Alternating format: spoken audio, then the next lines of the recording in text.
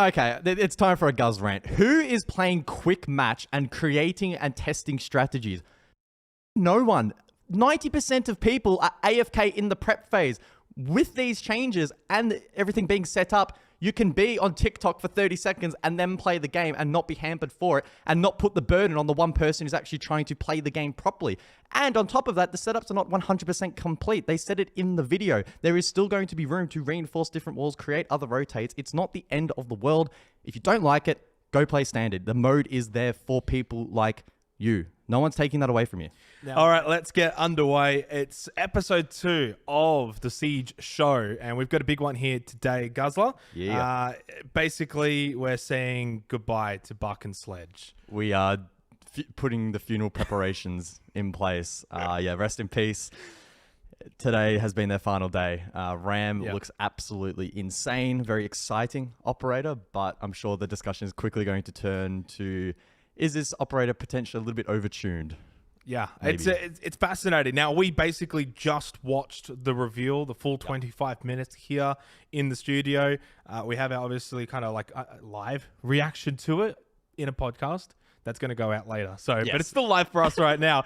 And obviously, sitting there watching it, there's a lot of different aspects for this particular reveal. A lot of it focused towards casual, probably not as much towards pro play, and obviously the fact that there is the new operator as well coming out. So kind of dissecting everything, we will go to the operator first, I think, and talk about Ram, which looks very, very exciting. And I think a lot of the times while we were watching the reveal, it was sort of like this sort of like, oh my God, what is going on? Firstly, the bloody snowmobile, 4 of them that you get. Talk us through that, Guzz, because it's seriously game changing. Yeah, the Boogie drones, the BU-GI drones. I don't know who came up with the name for a drone. I don't look forward to saying that one on cast. It sounds a little bit weird, but it is what it is. 3 armor, 1 speed, of course.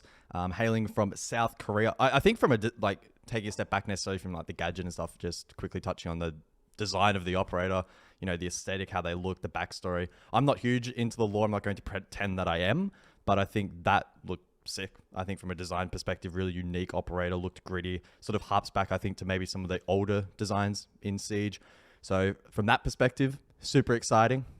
But in terms of the drone itself, probably one of the first gadgets in a long time where I'm watching a reveal and my jaw is like kind of dropping a bit. I'm like, is this shit real? Yeah, exactly. Like, what the hell is going on? This drone, 4 of them, in fact, has the potential to induce so much chaos around the map, and I think serves a lot of different purposes for a lot of different play styles, a lot of different play lists. It's going to be sort of the jack of all trades operator. Yeah, it certainly will be. It's something that when I was sort of watching the reveal, and I kind of briefly said it to you, it does feel like it's going to have its place in ranked, in that sort of solo play environment where you feel like you want to get things done. You want to open up the site. You want to help out others.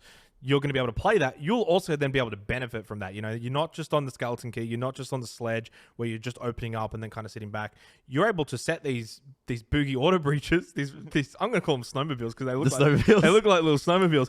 And then you activate it and you're able to kind of just sit behind it, right? And you can basically utilize the breach that has opened up by you straight away. And obviously that goes to with breaking down barriers and shields and whatnot. So it does kind of allow you to kind of set it, fire it, and then follow it. And I think there's a lot of solo play aspect to that. On top of the fact that for pro play and for teams, it just, the fact that you get 4 of them, she's got a really good gun, really good 1.5x and a 2x. She's obviously got another shotgun attachment. So in terms of soft breach, I think she probably becomes meta. That's my early impressions. I think you throw her on border, you could quite literally probably open the entire map with the destructive capabilities that she has. Of course, we saw the gadget also had the ability to be toggled between 3 different modes. You can send it straight. You can also curve it in 2 alternate directions as well. So it's a little bit more versatile in that respect. Strong loadout as well, R4C. I think they showed it with a 2x on there. 1.5 is probably going to end up being preference, but that's pretty insane. Flashes. You also have secondary hard breach, so you can literally be the jack of all trades. Now, it is a 3 armor, so you're only a 1 speed. That might be limiting in some aspects, but I think makes perfect sense from a tuning standpoint. You don't want this being a super strong entry. So I think, yeah, just overall incredibly strong operator. And yeah, I think lends itself into solo queue, right? I think a lot of people would resonate with the fact with often when you're solo queuing, you often feel like you kind of have to do everything. With this operator, you kind of can to an extent. You're not a dedicated hard breach, but you can run secondary hard breach. You're not necessarily going to be actively playing the soft breach that you're opening, but you can still get that done as well and apply pressure. But then there's also great openings for team play, right? We've heard, and there was a tweet from Fast Dan, I'll pop it up. These drones are incredibly, incredibly loud. So even just from a rush perspective or sound coverage perspective, you can use it for that. It's just such an incredibly versatile gadget. And for the longest time, we've seen defenders probably get the better end of the deal with power spiking and balancing from these new operators. Now it's time for the attackers to sort of shine a little bit. Now, of course, there are counters, and it's not exactly this super overwhelmingly overpowered operator that comes in. It's going to be auto-banned. Yeah. Firstly, what was said in the reveal is that it is actually electronic before it does get sent out. So if you throw it out and there's some mute jammer in the way, for example, that will stop it. And obviously you can shoot it. There's got like the little red attachment on the back, similar to a mirror. Like a Goyo. And like a Goyo shield, for example. So you can shoot that. So there are some ways to counter it. Along with the other fact is the operator herself, because she's a 3 armor 1 speed, she's probably going to be around her gadgets, right? She's not going to set it off and then run away to the other side of the map. So you kind of know, if you see that gadget, Ram is obviously going to be close by. Yep. That's at least one player information for the defenders to sort of know about. But in my honest opinion, looking at what we've seen, again, it's very brief. We haven't seen it in pro play. We haven't really seen it at all outside of just the reveal. It does seem very strong. It does seem like it can very easily replace your Bucks and your Sledges. Maybe not necessarily on all maps, but I think there will be a couple of maps here or there where you go, no, actually, we prefer the Ram in this situation. It can just do this better, or you can play off of this better. So I'm going to be very keen to see how she integrates into the meta, especially in competitive. But I think in terms of solo play, in terms of ranked, I think she's going to be a very high pick rate operator. Yeah, again, I think for that versatility. Look, obviously we made the joke, right? Is Buck and Sledge dead? I don't think so, right? They have enough differentiating factors, and I don't think unless 4 is too many of these drones is going to be completely overbearing. Buck has the advantage of being able to obviously vert from down below. You can't do that with Ram. Sledge has the advantage of having grenades in pocket as well. So there's enough differentiating factors. Obviously, being able to open soft breach and not then being as exposed. Obviously, you can open this at range and you can do other stuff in the meanwhile while that's being opened up, whereas Buck and Sledge obviously much more dedicated to that role. Is it going to necessarily be overtuned? Maybe, but I think there's now enough differentiation between those 3 primary soft breaches for them to all be enjoyable to play and for them all to have their place in different particular situations and different maps. Yeah, I certainly agree with that. I don't think there's probably too much more to touch on Ram. I think, unfortunately, we just need to see a little bit more. We need to see her. It's always the way with these updates, right? Everyone reacts, including us. Then it gets played. Can be the same as what we think. It could be complete opposite. Yeah, could be garbage. Could be even better than we think. It could be completely awful. It could be the most broken operator. We don't really know until we see it in pro play. Until the pro players themselves also get their hands on it, and then tactics around it. And then it filters down like everything else. Exactly. So we'll move on a little bit because it was actually quite a long reveal. I think it was like 25 minutes or so, 28 minutes, something along those lines. It was actually a really well done reveal as well. They were recording it in like the salt mines in the middle of nowhere. I don't know. It looked sick. The location was a little bit spooky. Probably a bit more fancy than our location, but still. We'll move on, and we'll probably go a little bit now into the order of sort of how they went about things. The Commendation System. Now, when this came up on the reveal, I'm not going to lie, the first thing I thought was, seen this, so many other games, Counter-Strike, League of Legends, Overwatch, there's probably countless more. And a lot of the times it's quite irrelevant. It doesn't really do anything. And when it first comes out, sure, a couple of people will tinker with it and send out some votes and whatnot, and then it just gets, left in the dust. And what Ubisoft have gone and done, though, is added more incentives to it and fleshed it out a little bit more. Yeah, I had the exact same reaction to you, right? My mind instantly went to Overwatch. They have the Commendation System. They actually changed it in 2.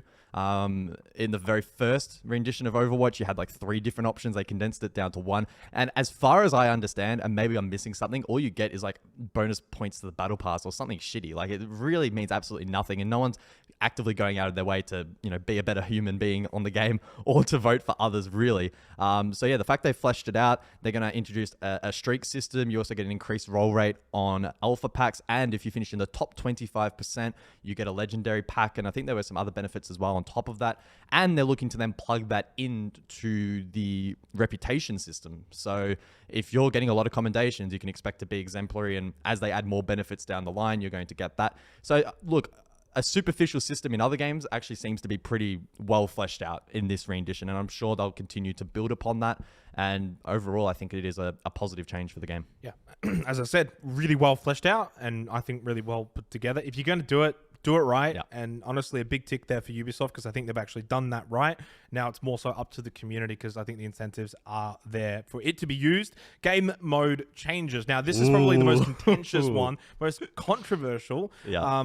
Massive changes, obviously, to quick match. That one being probably the most controversial. And then you've got, there's unranked now turning into standard, and there's the arcade mode changes. Now, going back to quick match, because this is where there is a lot of discussion happening at the moment. Reddit, Twitter, just about everywhere in terms of the landscape of Siege. Pre-placed reinforcements, lowered time, obviously, in the first half, in the prep phase. An attacker protection, which I think is quite good. I agree with that. I don't know if I agree about the first part. I don't know if I agree with pre-placed reinforcements. But what I will say is something had to be done. For all intents and purposes, if you are new to Siege and you come in, the first thing you're going to do is come to quick match. You've got no idea what's going on. I guess in some ways, playing devil's advocate, this allows new players to get a bit of a better grasp as to sort of how the map works, how the operators work, and eventually with time when they go into unranked or standard now, then they can start to figure out reinforcements. Yeah. For me, the big asterisk on this change is this change would suck if they didn't make changes elsewhere. They are reworking unranked to now make that the standard mode, so you don't have to make the conscious decision, right, to go, look, I don't really want to play with these pre-reinforcements. Like, I don't want to be treated like a baby, but I also don't really want to play unranked and have to sit through the ban phase. So they have adjusted that correctly, right? Unranked now standard. They've completely removed operator and map ban phases. So if you want a more classic, old school, casual experience, you can still get that. No one's taking that away from you. So people that are overreacting to this change, in my opinion, don't really understand what's going on, because what you had previously, it's pretty much still there. Quick match serves two purposes, as you mentioned, right? New players come in, they can be handheld a little bit more. Yes, there's pre-setups, but it's not like everything's done for you. As they mentioned in the video, there's still room to do other stuff and reinforce other walls, etc. It's not all going to be done for you. And it serves people like me. Sometimes I just want to chill out on Siege. I don't want to have to be the one that's doing 8 reinforcements in the prep phase. I don't want to have to be the one making rotates. I just want to run around, have a bit of fun, listen to some music, right? I'm sure that serves a lot of other people as well. And now this mode is purely and truly an actual quick match mode with faster rounds and just less to think about, and you can actually chill out now. Yeah, it's essentially Siege's easy mode, right? It's an easy mode to play, to get into, to learn, and to obviously, as you said, have fun. Reduced map pool as well for it, so you don't have to because they have to obviously do the pre-setups. Yeah, you don't have to feel inundated with the fact that there's so many different maps and whatnot as well. And I again, think that's quite good. Don't like it, play standard. And it does then also more so incentivize playing standard. It increases the map pool. You don't have the pre-placed reinforcements. You have the ban phase, right? So the only issue I have more than anything, because I agree with the changes, and obviously I know there's the outcry regarding quick match. And I think maybe we're a little bit against the grain, or we're more so playing devil's advocate. But you're in a position now where for those that obviously want to come in and learn, they've got that spot. For those that want to maybe take the one step more but don't want to play ranked, they've got that spot. The problem is you've got too many spots now. You've got three different rank queues. And you think about regions that, our region to be exact, especially in Oceania and Australia, 3 different game modes that are trying to be prevalent. Yep. I don't know how that works. And I would actually, if I'm Ubisoft, look into switching off potential modes, and in this case it probably would be standard at certain times, outside of, like, say from, I don't know, 2 a.m. to 8 a.m. Do you really need standard? Probably not. So I'd actually look at maybe switching certain modes off. It's been done in other games. Even League of Legends at times will switch off game modes that are typically played at prime time hours. They'll switch them off at off-peak hours. I would look into that. I hope that's something that they're able to do and have looked into and have researched, because that is a bit of a worry. Too many queues can split the player base. But other than that, I'm okay with the quick match changes. Yeah, I think just quickly on that, it's more so an issue probably in OS. No one plays unranked. I know in EU and NA you can find games pretty easily. So again, maybe switching modes on or off could be the play. I think the only other caveat to this that would be a nice addition is people are going to be going into standard and probably wanting to play specific maps, I would be very much in favor of now reintroducing map preferences or just straight up map queues in that standard mode. Will it split the player base too much? Perhaps. That's probably the big downside of that. But it would mean that, you're not detracting from people who want at that more casual experience. And perhaps that map isn't in quick match, right? Because they're not all in there from the start. Like, if I want to play X map and it's not in quick match, well, then I have to roll the dice in standard with like however many maps are in that, like 15 or something crazy. The chances of actually getting that in a play session are so low. And I could see that maybe alienating some people. I don't know. Best way to implement that is to quite literally just straight rip, copy, Counter-Strike. You can choose your maps. It'll show you the queue time. You want to play Office? It's going to take you 20 minutes. I agree. It's as simple as that. You want to play certain maps? It's going to take you a little bit longer. Clubhouse might take you 3 minutes. Night Haven might take you 8. I don't know. That's would be the best way to implement that. Moving forward, now obviously a couple of operator changes. Some massive, some weird, and some probably not doing a whole lot. We'll start with Fuze, and that's probably in the weird category. Changes to the cluster charges now being attachable to shields.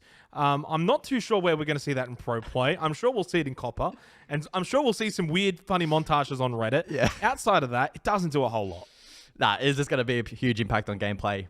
No. I guess it's just an accessibility thing for new players who might be like, why can't I place a cluster charge here? There might be some room for some interesting ideas with also Talon shields, but outside of that, it's really a nothing change. It's just going to make for some funny clips, nothing more. Yeah. Moving forward, though, to a bigger change, and one that's very, very controversial, Frost. So the changes that we saw, obviously, in the labs, it seems like it has come to fruition. But you now no longer die. You basically end up in this situation where you bleed out. You get a debuff, so you can't, you can't run. You end up, like, walking for, I think they said about a minute. Yep. It's about a minute. You end up walking, and it's like 2 HP or something, or 20 HP, something very low in terms of health. So it's still not ideal to end up in a Frost mat, but you're not dying. Like, and you actually get yourself now a second opportunity. I think this is a massive nerf. I think suddenly now Frost just loses so much value. Yeah, the rationale behind this, they mentioned in the video, is that from a design perspective, they want players to have options. They don't want players to feel helpless. And I guess from that perspective, it does make sense because there's no other operator in the game that completely debilitates you like that. I mean, you can make the argument like Capcan downs you or whatever, but outside of that, not really. So I somewhat agree with that.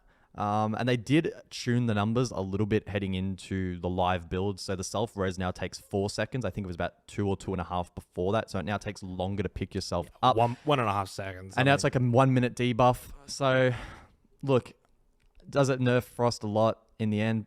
Probably. I think you mentioned it pretty well, right? Yes, you might be debuffed. Yes, you leave the blood trail. That doesn't stop you just standing somewhere and holding an angle. You're still going to have a value for the team. Yeah. Whereas in the past, you may not have. So that was my live reaction to you. Yeah, it was that you're in a position still where you can impact the game and you can make a big impact too. I think we will see within the next 12 months, they'll come back around to this. I'm not saying they'll revert it. I think they'll tweak it. I think that there has to be another tweak. I think we're going to see Frost drop off a little bit. And it's not like Frost was ever majorly picked. It was always a bit of a meme pick, but it was something that we saw probably a little bit more of in APAC than potentially other regions. And obviously right now we're sort of more so talking professional Siege. So I just don't even know where you bring that now. I just don't really see the value.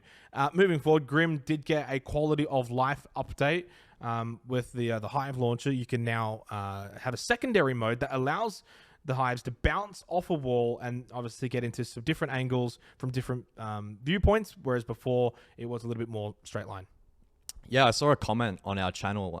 Someone thought that it was leaked that it would actually be a throwable, so like a grenade of some description. I guess in some respects it kind of is now that you can bank it, but the fundamental flaw with Grim still persists. You have to bring out that launcher, that animation to then shoot. You don't have to peek around a corner and still shoot. Maybe less so now that you can bank them, of course, but for the most part, you're probably still going to expose yourself trying to get information. In this current state of the game, in the current meta, that's really not a very viable way to be playing the game. If they had changed it to a throwable, I would be sitting here saying, maybe Grim could actually be a decent pocket pick here or there, but I just don't think he's really good enough No. at all. You're better off literally just droning someone and getting that information, or playing a Jackal or a Lion or a Dockerby to get that information. Grim still is not competitive against those other Intel ops. It's quality of life, but it's not a buff. It's a minor buff, but it's not enough to bring it in line. I guess typically most quality of life changes end up being some level of a buff, I guess, because it's never going to be quality of life but a nerf.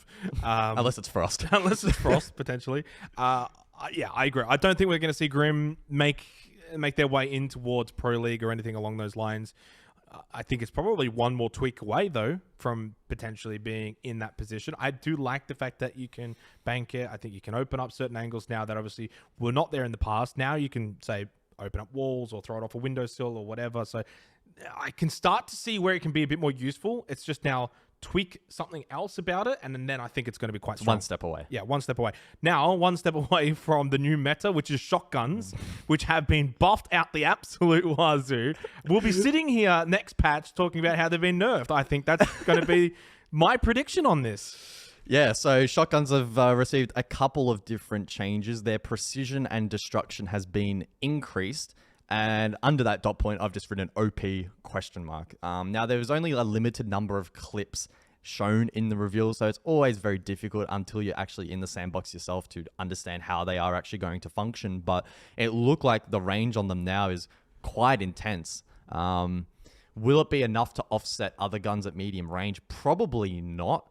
However, there may now be a couple of different power positions on different maps where you may have been 50-50 between playing a shotgun previously, whereas now it looks like almost, okay, it's time to bring the shotguns out, especially now with their improved destructibility for creating rotates, etc. They're going to be a lot more comfortable to use and potentially a lot more powerful as well. A lot more versatility comes from it. No longer now do you just have to freeze the stairs on Oregon and have that close angle. You can maybe be a little bit further back.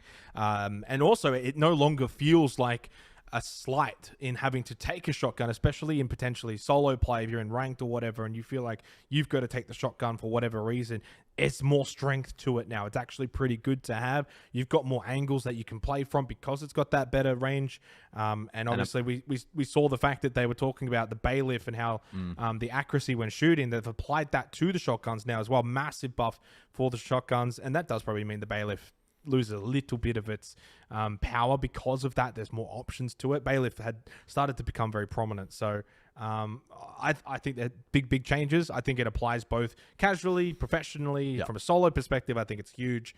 I think we'll be seeing a lot more shotguns. Yeah, and obviously we've discussed this more so from a defensive perspective, positions you're holding, the bailiff discussion, etc. Also on attack, shotguns just aren't really played at all because there's no real reason to.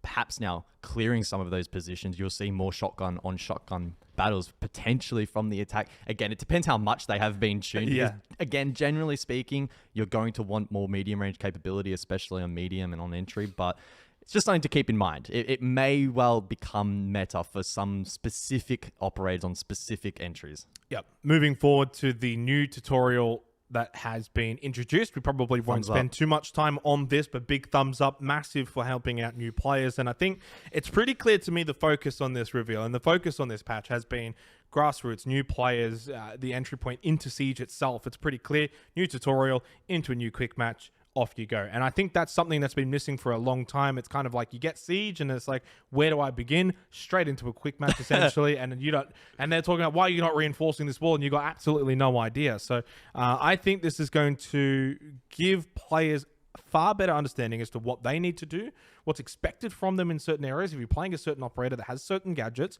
this is what you need to do with it. This is where it goes. And then when you go into quick match, you can visually then see, this is all where it's pre-reinforced. You then go into standard and hey, this is usually reinforced. Well, I guess I'll reinforce it. So I think that allows a more streamlined perspective on things from a new player. It's improved dramatically. Thumbs up. It should have been in the game years ago. Yeah, streamlined is the word I was exactly going to use. I think for the longest time, Siege has made half-assed attempts to sort of address this with things like the newcomer playlist and stuff like that. that shit just gets overrun by Smurfs in a day, right? So you need to have an actual progression in place. Tutorial, quick match, standard, then eventually ranked. It's so much more streamlined, ready to go. There's this number thrown around all the time that like 80% of Siege players give up within the first couple of hours, and rightly so, because you're just dumped into this absolute crazy sandbox where you don't know what you're doing. You're getting spawn peaked, you're getting flamed for doing fundamentals wrong, etc. So having this in place, really, really good. You also get rewarded with 10 free operators as well. So, if it's a free weekend or whatever, jump in, play the tutorial, get a feel for the game. I think this is a really good change. It doesn't affect you and I. It doesn't affect, 99% of people that are already playing the game, but it onboards people. It's something that was neglected for a long time. So big W.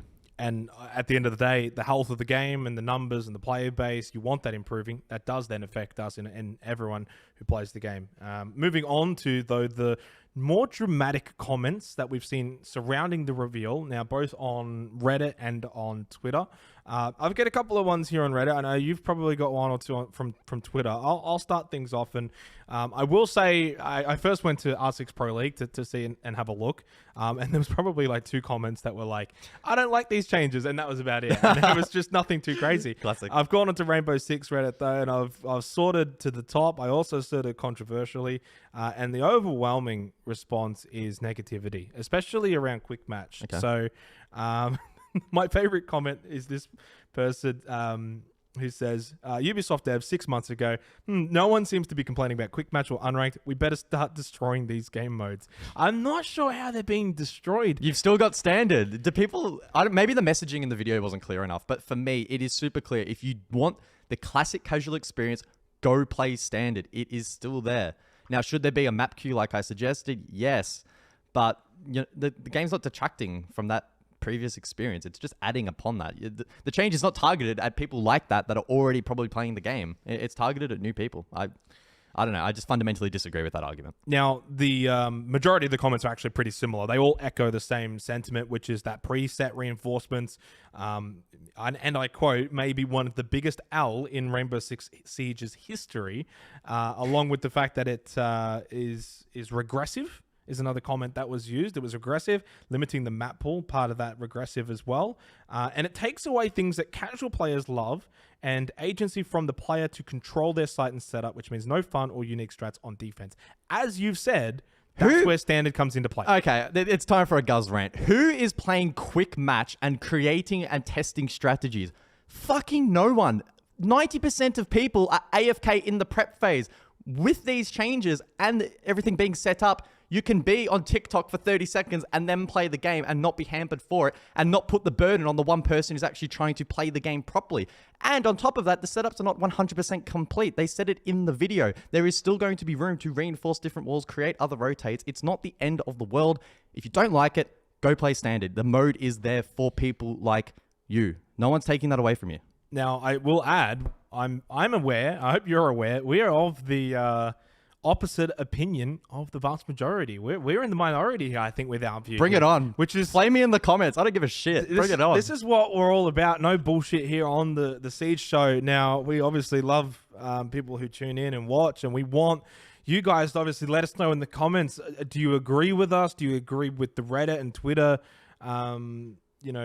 a minority? Do you agree with them? What's your view on it? Do you think it's good and bad? Do you so I want to obviously be able to react to these kind of comments live. We can't. We want to let you guys send them in though, and maybe in future we can sort of touch on it a little bit. But yeah, I've been scrolling, and the vast majority are more than anything very displeased with the quick match changes. Outside of that, I didn't really see anything else. There was obviously a lot of curiosity surrounding RAM, but outside of that, yeah, pretty much everyone is not too happy with quick match. Well, I look forward to clipping my little rant and getting flamed for it. Anyway, do you have anything from Twitter? I did send you off on a mission. Now, obviously, you did touch on earlier something that Fastan did tweet out. But it didn't seem like there was too much on Twitter. No, I saw a tweet from Rexon, plays for Sonic, said W Siege update, RAM overtuned, kind of makes sense. It'd be interesting to see how RAM is implemented into the current game. Also touched on the patch notes being added into the game, which is a really nice addition.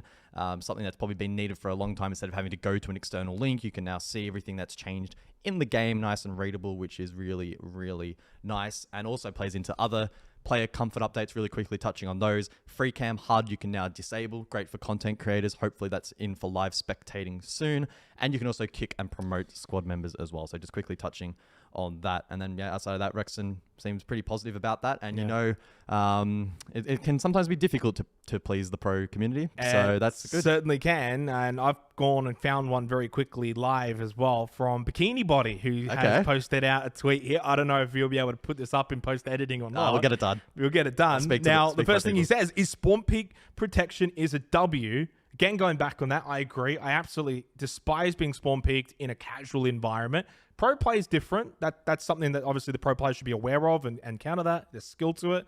But casual, you just want to go in and play. You don't want to be rushing out and getting spawn peaked. I mean, Siege is played at its best when you're in the building and you're actually exactly firing off util and actually playing as a team.